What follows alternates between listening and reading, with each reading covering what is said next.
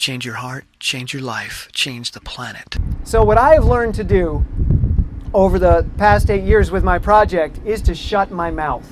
And this is an approach that I took on reluctantly, but it's had a huge impact. When I first started the project, I wanted to prove that a vegan diet was superior. That if you wanted health and fitness, and if you wanted to be a world-class athlete, you were going to have no choice but to choose a simple, clean, whole, plant-based diet.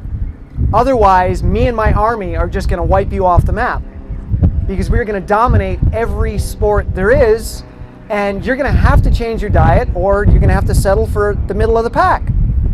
So I had this really arrogant, aggressive need to dominate those that were making different choices.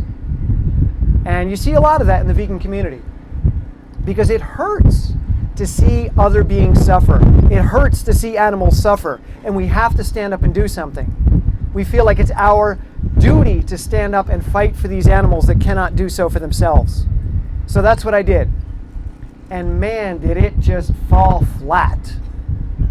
I fell on my face so many times because people do not want to be confronted with the truth.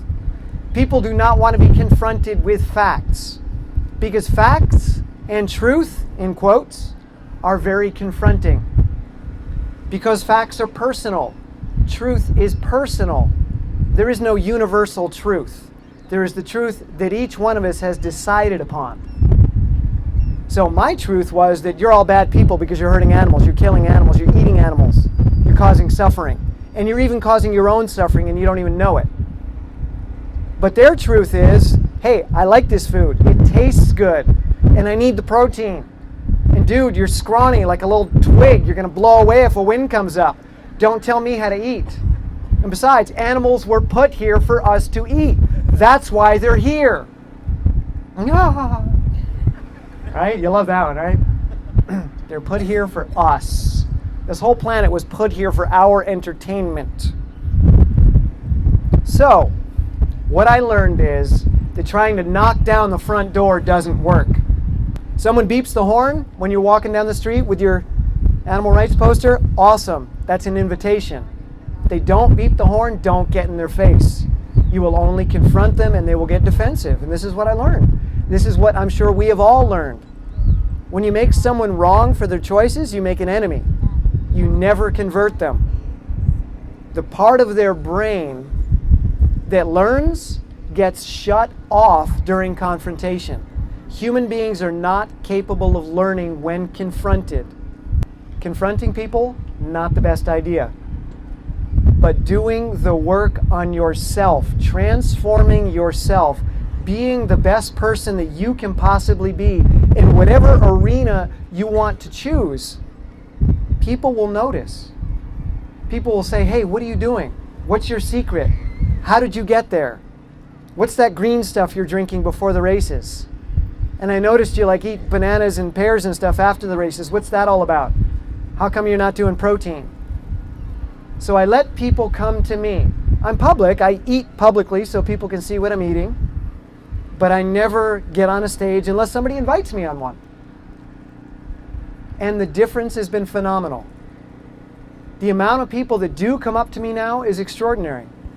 People that otherwise never would have introduced themselves to me will come up and say, hey, I thought you were a nut job, but you're actually doing something pretty cool. And I've been watching your videos, and I'm doing green smoothies for breakfast, and I have salads for dinner now, and there's a huge change. But if you told me I had to go vegan, I would have told you to F off. But you didn't. You just did your thing, and you did it well, and you let me know, just casually what you were doing. So whenever we feel that we need to change somebody else, whenever we feel that there is a wrong in the world, it's because there is a pain inside of us. And once we can learn to recognize that pain inside of us and be compassionate with our own pain, then we can start to hold space for other people that are also in pain, and because of their pain, are making choices that cause pain for others. People try to quiet their pain by doing things that are often harmful to others. And we can't help them until we first learn how to speak to our own pain, to sit with our own pain, and to be self-compassionate. And not to stand on a soapbox, not to put ourselves on pedestals and say we are better than you because we are vegan. Nobody wants to listen to that message. And nobody is better than anyone else anyway. We are all human beings here for a limited time. We all have suffering, regardless of the choices we make. Regardless of how right we think those choices may be, we still have suffering. So when we can learn to sit with that and be compassionate with that, then we can help other people. And I'm a raw foodist, I'm vegan, I'm never going to eat meat again, I'm going to love you for the rest of my life. But then suddenly all the stuff that we were brushing under the carpet and ignoring starts catching up with us. And even though we had the aha moment, even though we had the I love you moment, suddenly all these voices and doubts and fears are coming in, and we're making comparisons, and I don't know if I can be vegan for the rest of my life, and I don't know if I can do this, and I don't know if I can stay with you, and we start doubting ourselves.